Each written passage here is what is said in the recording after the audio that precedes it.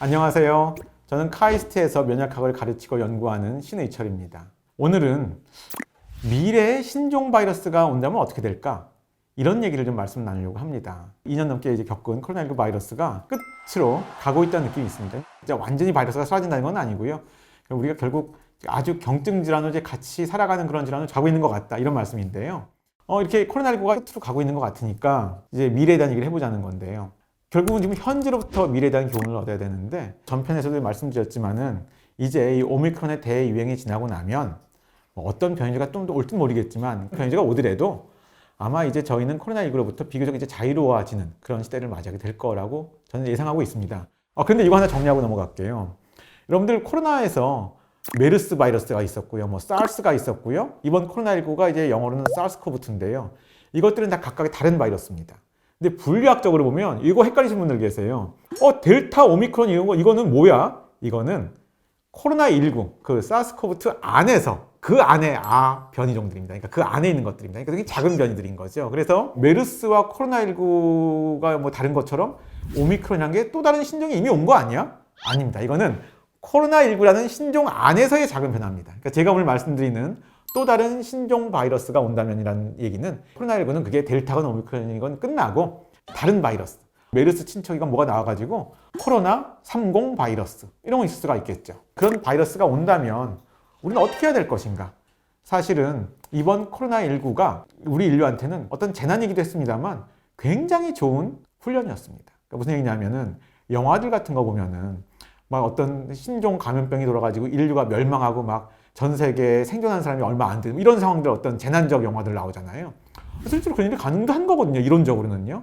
근데 아마 이 코로나19를 안 겪고 우리가 굉장히 치명률이 높은 신종 바이러스를 맞이하는 것보다 코로나19라는 비교적 치명률이 높지 않았거든요. 이러한 거를 우리가 인류가 극복을 하고 난 다음에 미래에 그런 걸 똑같이 맞았을 때는 우리가 이미 상당히 많이 훈련을 하고 준비가 된 상태로 그러한 걸 맞게 될 겁니다. 그러니까 하나의 교훈이 된 거죠. 이때 우리는 어떻게 대책을 세워야 되는가 이런 얘기를 좀 드리려고 합니다. 자, 그러면 이 코로나19 바이러스 우리가 지금 2년 동안 겪은 거를 미래에 대한 예측을 하기 위해서 중요한 4가지 변곡점을 말씀드릴게요. 아주 중요한 4가지 포인트가 있습니다. 시간적인 포인트. 첫 번째 중요한 포인트, 환자가 중국 우한에서 처음 생긴 다음에 우리나라는 좀 세계 여러 나라들 중에서요. 이 코로나19 바이러스가 비교적 대규모 유행이 좀 빨리 온 나라였습니다. 그때 대구, 신천지 이럴 때였죠.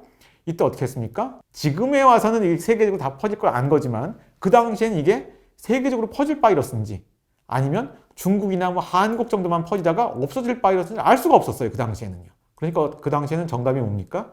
열심히 방역.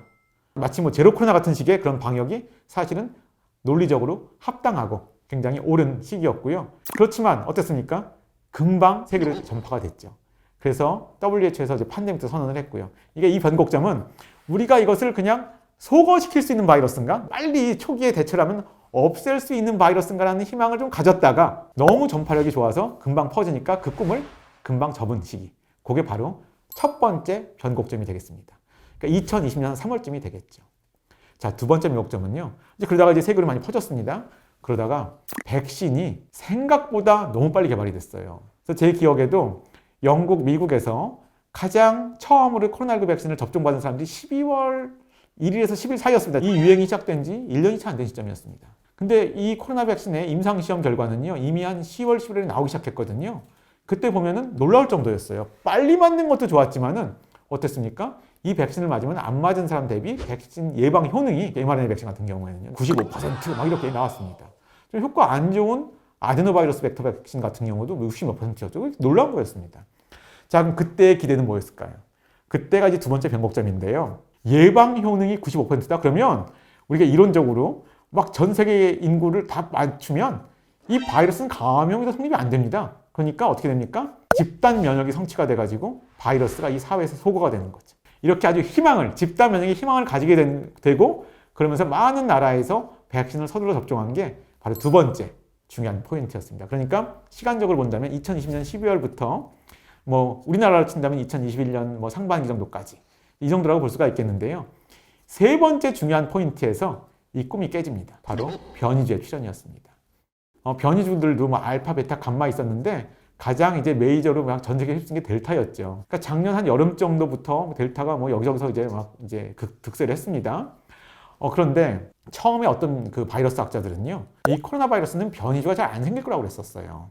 저도 그런 얘기를 듣고 저도 이제 전한 적이 있었는데, 왜냐하면은 이 바이러스들은 빠르게 증식을 하는 대신에 그러니까 오류를 교정하는 기능이 원래는 없습니다. 바이러스들은.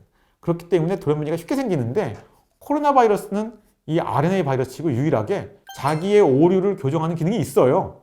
그러니까 이걸 아는 분자적인 기전을 아는 바이러스 학자들은 다른 바이러스는 모르겠는데 코로나 바이러스는 그게 변이 안 생길 거야 라고 얘기했습니다. 생겼습니다. 왜 생겼을까요? 사실은 그 이론이 틀린 게 아니었고요. 확률이 적은 거지 사실 생기긴 생기는데 세계적으로 너무나 많은 사람이 감염되니까 하나하나의 돌연변이 확률은 적지만 너무나 많은 사람이 감염되니까 찬스는 올라가는 거죠. 그런데 이제 그러다가 델타가 이제 득세를 했는데 델타는 중앙체의 파워를 5분의 1 떨어뜨리니까 완전히 100% 도망간다고 볼 수는 없지만 상당히 막 돌파 감염이 일어나는 거죠. 백신을 맞는다 하더라도요. 이제 이러면서 델타의 출현, 변이주의 출현이 제가 말씀드리는 우울했던 세 번째 중요한 포인트였습니다. 그런데 네 번째 포인트가 이제 마지막 중요한 포인트입니다. 바로 오미크론의 출현이었습니다. 그런데 아까 세 번째 중요 포인트는 델타라는 변이주의 출현으로 인해서 우울했던 시기라고 그랬죠. 그런데 이거는 결과적으로 본다면 희망의 포인트가 됐습니다. 왜냐하면 가장 중요한 차이는 오미크론이 전파는 더 빨리 되는데 그리고 백신의 효능도 더 잘 도망가는데 다행이었던 거는 오미크론은 굉장히 중증으로 안 간다는 거였습니다. 이게 중요한 거였습니다. 그래서 오미크론이 처음 전 세계 뉴스에 이렇게 막 이제 나올 때가 한국 시간으로는요 11월 26일 금요일이었습니다. 저도 그때 그 뉴스를 오후에 봤는데 그때 나온 뉴스만 하더라도 이 델타 문제가 아직 있는데 또 다른 변이가 또 나온대 라는 걸 굉장히 걱정스러운 뉴스였는데 남아프리카 공화국 그 다음에 영국, 미국에서 오미크론에 막 큰 유행이 있는데 생각보다 환자가 많이 사망을 안 하는 거예요. 그러면서 오히려 결과적으로는 이 오미크론 때문에 우리가 코로나19 바이러스의 이 팬데믹을 좀 극복하는 계기가 된 거고 좀 아이러니하게도 이것이 인간의 노력으로 오미크론이 나왔다기보다는 좀 자연 선택에 의해서 바이러스가 진화를 하면서 병독성이 약한 바이러스가 나오면서 어떻게 보면은 좀 자연이 준 선물이 된 셈이 된 거죠. 자, 그러면 여기서 쉽게 답이 나옵니다. 미래에 신종 발생한다면 우리는 어떻게 해야 되는가? 바로 이 경험을 그대로 적용하면 됩니다. 근데 좀 더 세련되게 리바이즈를 하면 됩니다. 수정을 하면 됩니다. 첫 번째, 어떤 치료제나 백신이 나올 때까지는 엄격한 방역을 해야 된다. 근데 엄격한 방역은 궁극적인 해결책이 아니라는 걸 깨달아야 된다. 그렇기 때문에 백신이나 치료제를 빨리 개발해야 된다. 그다음에 그럼 개발하면 접종을 해야겠죠. 접종을 하면서 어느 정도 면역이 성취된 다음에는 지금 우리가 얘기하는 위드 코로나 같은 경우를 가야 되는데 그때는 의료적인 대책, 뭐 중증 환자 병상이라든지 이런 거를 충분히 갖추면서 어느 순간 위드 코로나를 가면서 점점 질환을 경증화시켜야 된다. 이것이 이번에 얻은 가장 큰 교훈이라고 생각을 하는데요. 이 순간에 한 몇 가지 정리해 드릴 게 있습니다. 제가 앞서 영상에서도 말씀을 드렸는데 이번에 오미크론의 대유행이 결국은 이 코로나19로부터의 극복을 용이하게 만들었다고 했는데요. 실제적으로 아마 일선 현장에서 환자를 돌보시는 그 의료진들은 많이 힘드셨을 겁니다. 너무 감사드려야 되는 분들인데 너무 이 언론이나 이런 데서도 일반 이제 국민들로부터 시민들로부터 감사의 대상으로서 우리가 이렇게 많이 이렇게 해야 되는데 만약 그런 주목을 많이 못 받은 것 같아서 아쉽긴 합니다. 이제 그렇긴 하는데요. 뉴스를 보면은 이제 그분들은 당장 환자를 봐야 되는데 환자가 늘어나니까 지금 이제 정부가 너무 이제 이 거리두기를 뭐 쉽게 완화하는 걸 많이 또 비판하는 게 있는데, 그러니까 그분들의 입장에서는 맞는 얘기인데요. 그러니까 저는 뭐가 옳다고 하는 건 아닌데 또 다른 측면도 보긴 봐야 됩니다. 뭐냐면은 여러분들 오미크론 우리 한때 피크 날이 60만인가요? 70만인가 나온 날이 있습니다. 그런데 결국은 이런 식으로 하면서 전 국민의 반 이상이 감염돼야지 이게 가라앉는 거거든요. 우리가 노력한다고 이렇게 딱 우리가 원하는 숫자로 환자를 나오게 할 수는 없지만 10,000명이 나왔다고 치죠. 그것도 적은 수는 아닙니다만 5천만 명, 5천일이 있어야지 전 국민이 한 번씩 걸립니다. 그러니까 단순한 수학이에요. 산수를 말씀드린 건데 5천일이면 몇 년이죠? 5천이면 10년이 넘는 세월입니다. 그래야지 이걸 극복하는 거예요. 근데 이제 만약에 10만 명이다. 하루에 10만 명씩 걸린다. 그러면 어떻게 됩니까? 500일이 되는 거죠. 이런 식으로 제가 단순한 산수인데 이것을 짧고 굵게 갈 거냐, 가늘고 길게 갈 거냐, 좀 좋은 면과 나쁜 면을 다 좀 고려해 가면서 모든 이 결정을 했어야 되는 건데, 물론 이제 우리나라 같은 경우는 약간 좀 상황에 밀려가지고 하다 보니까 이렇게 좀 넘어가는 면이 있습니다. 하다 보니까요. 아무튼 이런 것들이 나중에 미래의 어떤 신종 바이러스 상황에서도 이런 것들이 고려가 좀 돼야 되는 그런 면이다. 이런 걸 말씀드리도록 하겠습니다. 또 하나 제가 또 말씀드릴 거는요. 요즘에 이제 그 임상의학에서는 가장 중요한 정신 중에 하나가 근거 중심 의학입니다. 그러니까 우리가 에비던스 베이스 메디슨, 이것이 현대의학의 뼈대가 되는 근간인 건 맞는 건데요. 우리가 이런 응급적인 상황에서는 이런 것들을 어떻게 적용해야 되는가 고려해 볼 면이 많은 것 같아요. 그러니까 그게 무슨 얘기냐면요.